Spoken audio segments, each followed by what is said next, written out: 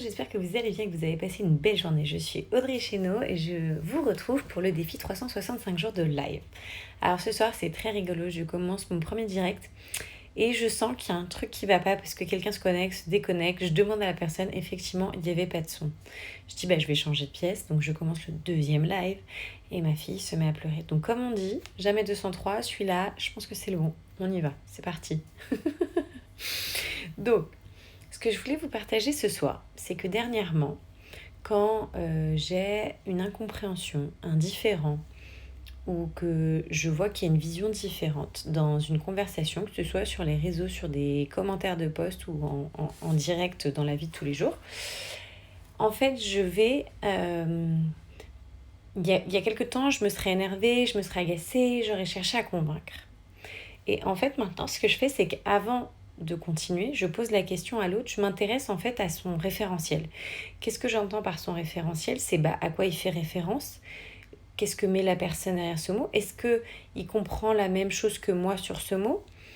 Voilà, je vais me demander pourquoi. Bonsoir Martha, bienvenue. À toi de me dire si tu m'entends ou pas du coup. On prend les mêmes et on recommence. C'est bien, c'est pratique. Donc du coup, c'était voilà cette idée-là que quand on a une conversation, merci pour ton soutien. Donc quand on a une conversation et qu'on a parfois une incompréhension ou un différend, c'est hyper intéressant parce que ce que je me suis rendu compte du coup en m'intéressant au référentiel de chacun, c'est que souvent, en fait, on parle pas de la même chose. Et aujourd'hui, ça m'est arrivé plein de fois et je trouvais ça absolument génial parce que j'ai vraiment mis mon focus là-dessus, sur tiens, elle réagit comme ça, je comprends pas sa réaction, mais en même temps, elle a réagi à ce mot-là. Qu'est-ce que cette personne met derrière ce mot? Et en fait, on s'est rendu compte que ce qu'elle mettait derrière ce mot, c'est pas ce que je mettais derrière ce mot. Donc du coup, c'est génial. C'est pareil avec ma mère, j'ai une super conversation autour du mot de l'audace. C'est quoi la définition de l'audace? D'ailleurs, pour ceux qui me... Vous voyez, où Martha, ce soir, partage avec nous ta définition de l'audace. Et en fait, c'est très drôle pour avoir demandé à plusieurs personnes. J'ai eu autant de définitions de l'audace que de personnes.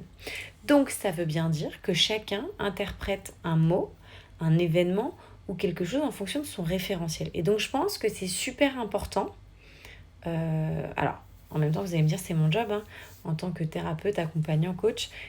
Mais je trouve ça, en fait, c'est hyper enrichissant d'aller creuser un peu plus loin dans le référentiel de l'autre. Alors, il y en a qui appelleraient ça les valeurs ou peut-être autrement. Moi, ce soir, ce que j'avais envie de l'appeler, c'était les références dans le sens où c'est à quoi ça va faire référence chez l'autre, quelle chose, quelle définition va mettre la personne derrière ça. Et du coup, c'est intéressant de voir que souvent, on n'a pas le même... On dit la même chose, mais on l'exprime différemment, ou il semblerait qu'on n'ait pas le même point de vue parce qu'on met pas la même chose. Et une fois qu'on met les mêmes choses derrière le concept, le mot, l'événement, et là, on est d'accord.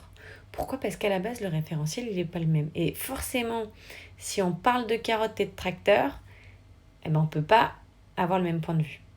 Donc je trouvais ça intéressant de vous le partager parce que je sais qu'en tous les cas, moi de mon côté, c'est quelque chose sur lequel j'essaye de mettre de la conscience ces derniers temps et je trouve que ça enrichit mes relations, ma compréhension de l'autre, mes échanges et ça me permet du coup d'être... une valeur très importante pour moi, c'est le respect. Parce que je trouve que ces derniers temps, sur les réseaux, enfin, même dans la vie de tous les jours, c'est un peu n'importe quoi, juste ce que je peux voir dans la rue. Et je trouve ça génial, c'est juste considérer l'autre, s'intéresser à l'autre, se mettre à la place de l'autre. Et du coup, ok, très bien. C'est quoi ton référentiel? Tu pars de quoi? Tu mets quoi derrière ce mot? Tu mets quoi derrière cette situation? Tu penses à quoi? Ça te renvoie à quoi? Donc Martha, je sais pas si ça te parle. Si toi aussi, tu as eu cette prise de conscience ou pas, ou si c'est quelque chose que tu utilises, ou si tu vas peut-être me dire que c'est quelque chose que tu fais naturellement depuis toujours. Mais je trouvais ça intéressant et peut-être que j'y suis un peu plus sensible parce qu'en fait en étant dans un couple franco-espagnol, très souvent, même si je parle très bien espagnol, pour ceux qui me connaissent effectivement, en gros je suis bilingue, mais en fait il y a des subtilités parfois ou des intonations ou des habitudes langagières parce que c'est pas la même culture qu'on le veuille ou pas. Et souvent en fait on a des incompréhensions et en demandant mais t'as voulu dire ça? Souvent, il me dit, mais pas du tout en fait. Donc du coup, je trouve ça intéressant. C'est voilà, quelle référence on met derrière des mots, des événements.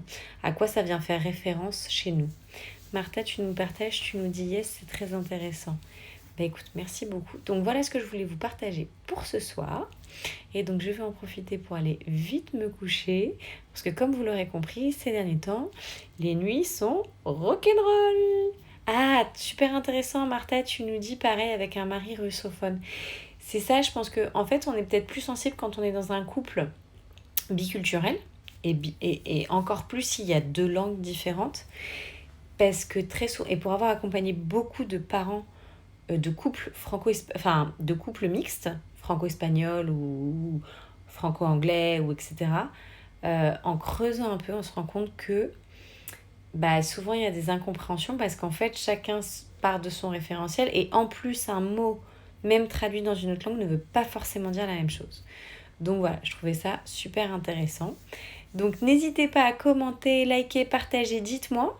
N'hésitez pas à me donner votre définition de l'audace en commentaire du live ou en privé. Donc voilà, et sur ce, je vous souhaite une belle soirée. À bientôt!